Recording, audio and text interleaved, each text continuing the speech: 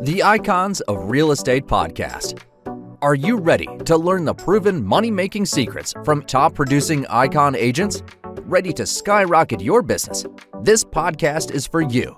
Tune in every week with your host, Tomasz Fonseca, and find out how to implement proven strategies to 10 times your business.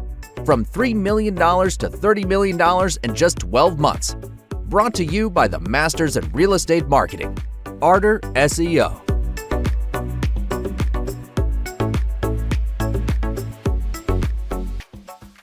Hi, welcome to Icons, the Real Estate Podcast. Today, we're excited to introduce Rebecca Smith, a seasoned eXp Realty agent and broker whose passion for community and expertise in real estate make her stand out in the field. Originally from Southern California and Atlanta, Rebecca brings a unique perspective shaped by her background in design and preservation. Now, based in Portland, she's ready to guide you through the city's vibrant neighborhoods and help you find your perfect home. Welcome to the show, Rebecca. Hi, thanks for having me. Yeah, it's amazing. So in Icons, we love stories. So your real estate journey, spare no details. Okay, so no details. So it started many generations ago. My grandfather was a city planner in New York and in Atlanta and in Miami. And my father got into real estate and development and when he heard Disney was going into Florida, he was the first person to go in and build some condos for everybody building Disney to work. And he and my brothers have been in development or construction my entire life. And I'm the one who refused to go into it. I'm like, nope, thanks. It's all good. I'm going to blaze my own path. Mm-hmm. And I went into the film industry where I was a food stylist and did set design for music videos and television shows for about 20 years. And then I've gotten sick twice, really sick, like to the point of almost dying twice in my life. And when I had a family, I didn't want that to happen. And so I left the film industry and started a coffee catering company in Los Angeles. And then I did get really ill. And so about 14 years ago, I was given about 6 months to live. So I just turned all the knowledge I had learned from doing food styling in LA to research what things were good for your body and how to heal your body holistically. And so I created my own little program along with my doctors. And at about 3 months, when they're like, okay, we're just going to make you really comfortable for the next 3 months, I'm like, hey, can we retest everything? And all my major organs, all the levels were starting to come back. So that was amazing. Amazing. Yeah. And so I'm still here. So I'm really thankful for that. And I hope you're here then to stay. Yes, amazing. I do too. I learned a lot. Yeah, that's amazing. So talking a lot now more about real estate, and so like serving all price points at the highest level isn't about just transactions. It's about transforming dreams into realities, regardless of the budget. It's the art of finding value, not just in properties, but in people's life. Can you share some insights into how you approach serving clients across various price points and ensuring each receive the highest level of service? Yep, I totally can. So just to tack on to the last part of your first question, we moved to Portland 7.5 years ago. My sister was a real estate agent here on Mount Hood. And she's like, I think you would love it. And I needed something to do. So I jumped head first into real estate and got my license. And moving to a city where you only knew 10 people and they were all your family and there was already one real estate agent in the family really forced me to jump in and figure out how to serve people well and how to build community. So I joined a team and learned a ton from them and loved that. And they really taught me how to connect with people on a level that I hadn't before. No, that's not true. I was great at that part, but different.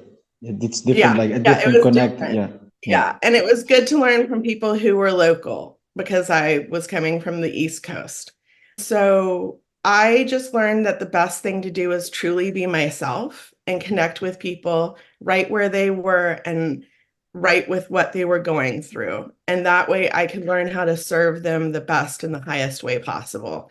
And because real estate, you're walking through life with people and you're serving them at one of the most crucial times and one of the scariest things they're ever going to do. Yeah, I believe so. So, like in your experience, what are some misconceptions or challenge that agents face when serving clients across diverse price points, and how do like you overcome them to deliver outstanding results? Once again, it's just everybody deserves a home. No Mm-hmm. matter what their price point is, everybody deserves a home. Everybody deserves a place to live and have that safety and security. And we get the privilege and honor to do that, no matter what the price point is. So Yeah. it's really coming in from a place of contribution and a servant's heart, I think. Mm-hmm. And you have the ability to connect the place and the client, so you can you are the Yes. intermediary. It's a really important job. And Rebecca, so in fast-paced world of real estate, like finding harmony between professional and personal life can often feel like a tightrope, a walking a tightrope. It's a Yeah. challenge. Yeah, it's a challenge that many of us face and that can greatly impact on our overall being and success. As someone who has navigated this balance and with finesse while achieving remarkable milestones in your career, could you share some of the strategies or practices you found most effective in maintaining this equilibrium? I have an amazing group of clients and friends and family that I surround myself with. Mhm. And they help me push to find joy in every situation and realizing that there can be something tragic going on, but you can still find joy.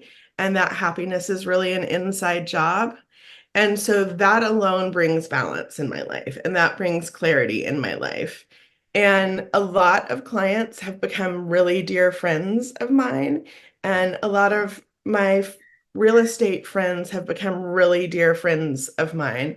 And so focusing on cheering each other on in real estate has to be a priority. And having a group of people that you can say, hey, here's my struggle. How can I do this better? Or how can I and what am I doing wrong? And people who talk to you truthfully and honestly is going to be one of the keys to anybody's success.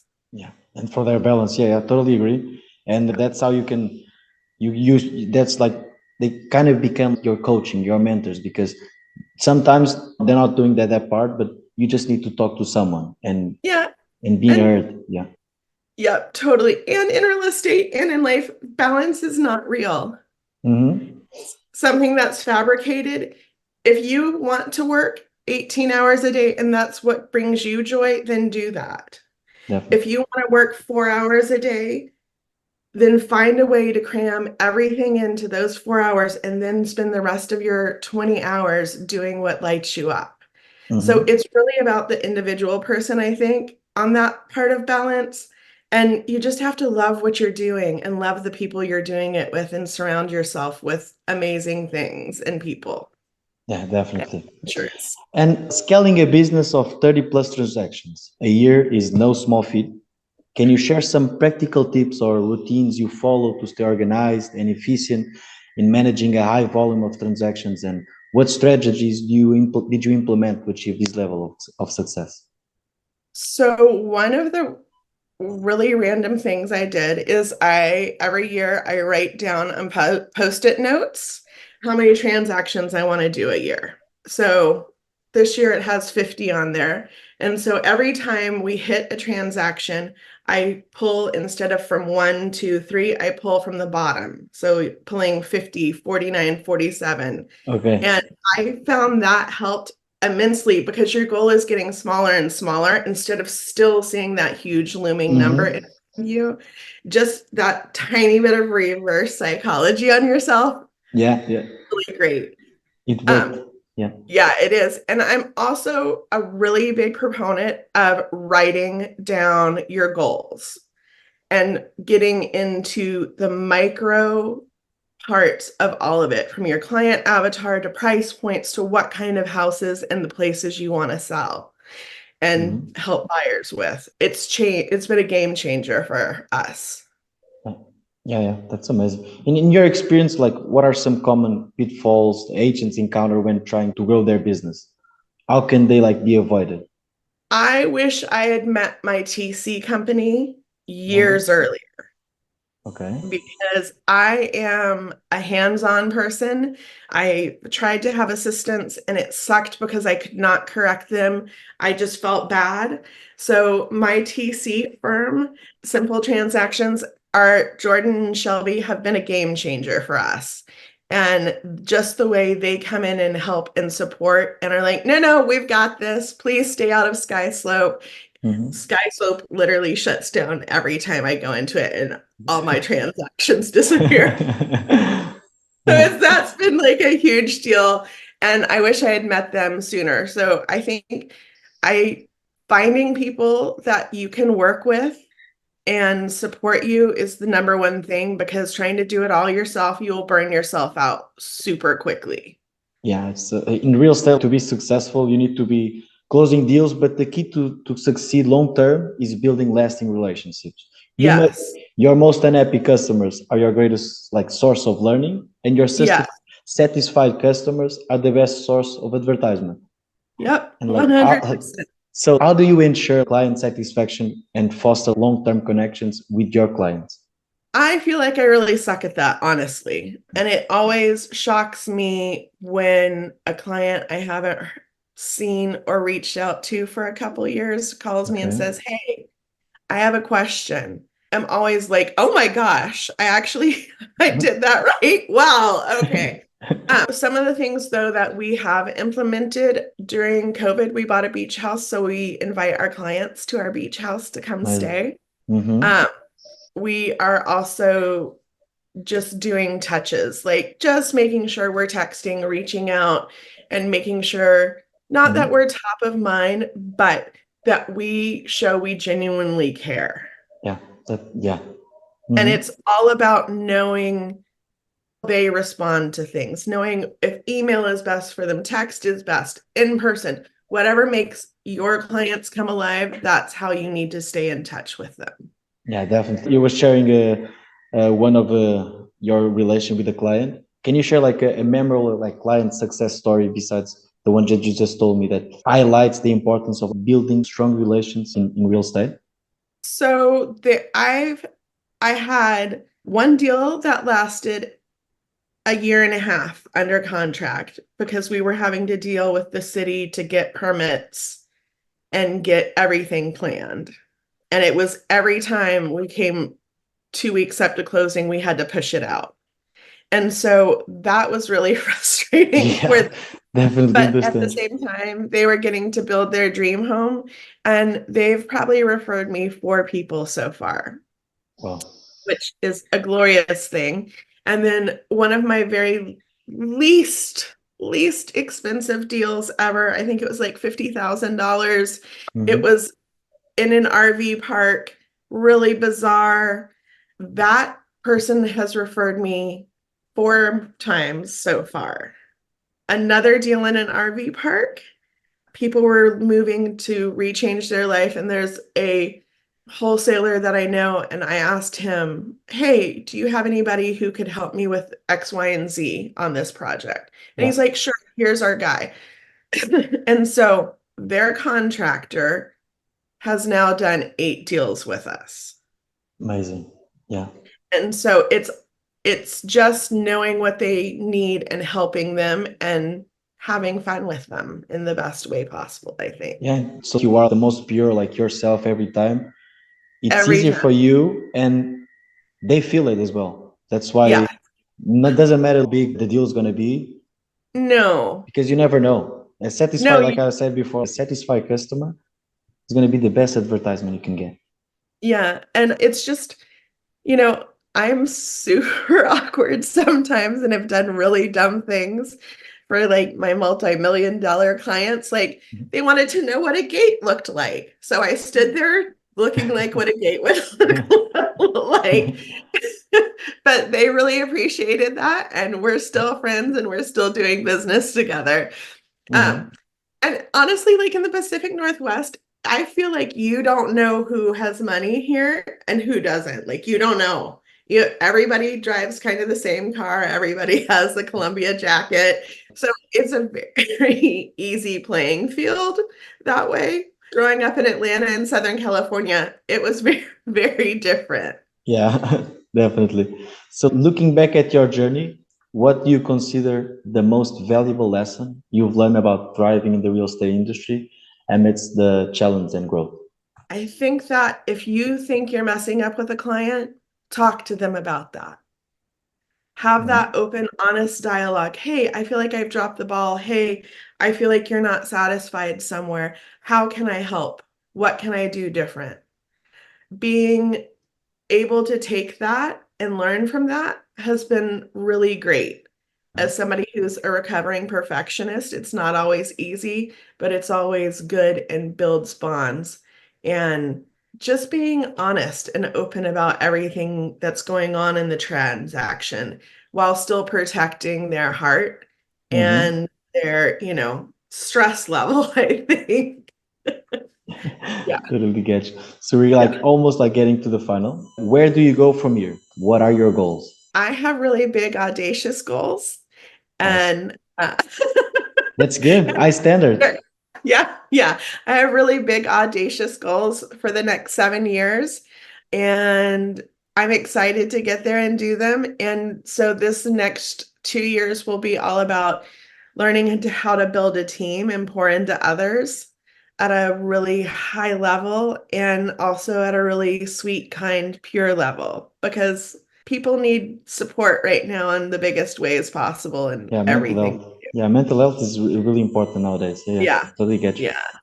So like in building your team, like you were saying, the next 7 years, you're gonna be like more like independent, like the personalities you're gonna choose for your team, what kind of like gonna attract you? I think people need to have a zest for life and find and a zest for joy and also maybe be a little kooky.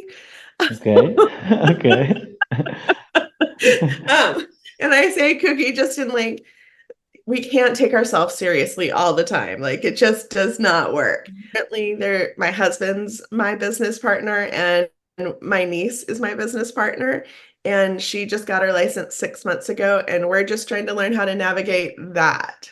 Okay. Having a small child and learning how to like bring balance into Mm-hmm. everything.